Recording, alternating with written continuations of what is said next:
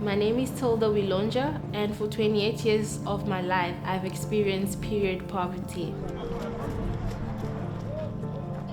I see women having to stay away from work and choosing whether to buy menstruation products or feeding their families.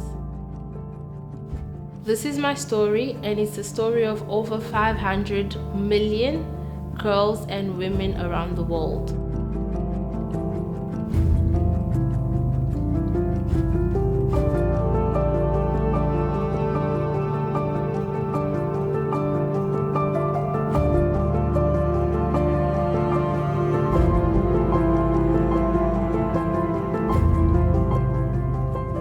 In most cases, when my mom doesn't have money to buy pads, I would take an old liputa, just tear one, and I would wrap it, and sometimes I would use toilet paper.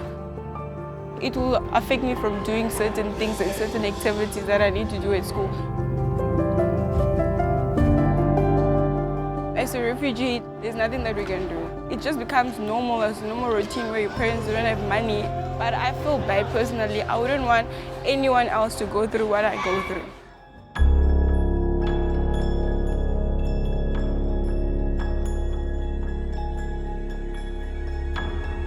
So we never really used to go and buy pads. My mom, she's the one that showed us that trick. If we can't afford pads, we can use our old clothes, we can cut them into pieces, and we use what we have. A lot of people do that, but it's something that people are not aware of, and a lot of people keep it as a secret because you don't want your friends laughing at you or to know that you're struggling. In the African culture, they feel it's something secretive, you can't really talk about it. Maybe you can tell your mom about it, but men don't want to hear about that. Teenagers especially, they really struggle, especially the girls, because if they never came to me about the menstruation problem, no one would have known. They would have just continued using those materials and towels and stuff. I started helping the girls at the camp, and I made them feel comfortable to come to me and talk to me about the menstruation issues. And I also decided that we will find help, we will find products for them.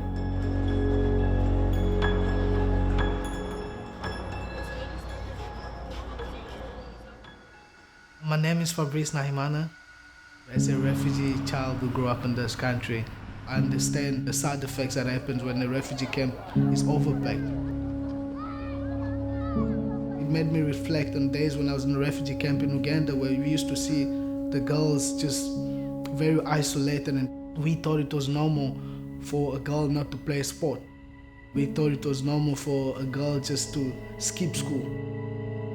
And as I started getting older, then I understood that they were actually in a situation where they've been forced to make those decisions. Period poverty, it has nothing to do with how developed the country is or anything. It's something that's been completely ignored.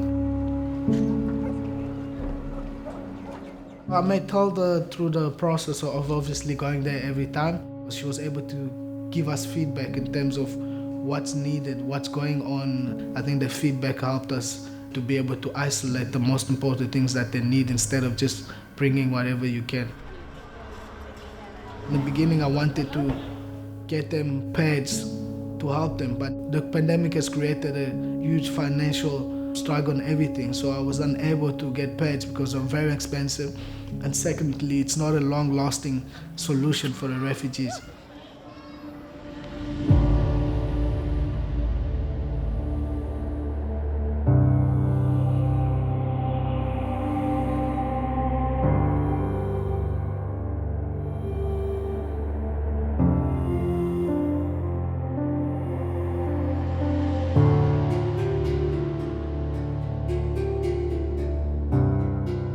I never knew that those things existed. Imagine if you're unemployed and you don't have money, but you know you have your cup. Having access to the empowered cup made life much easier. It's also like an investment. You can actually save your money instead of buying sanitary pads. I'm lucky I know about it, but there's a lot that don't, and it's gonna help them as well.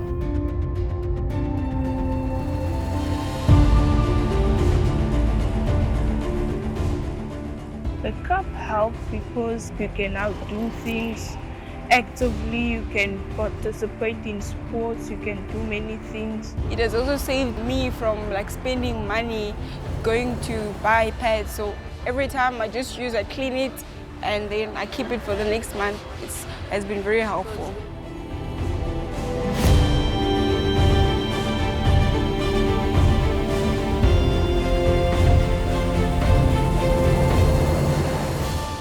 As young boys and as men, as fathers, I think it's our duty to make women and mothers and girls feel comfortable whenever they go through that period. Period poverty shouldn't be ignored. We need to make sure that this is not the story of girls and women around the world.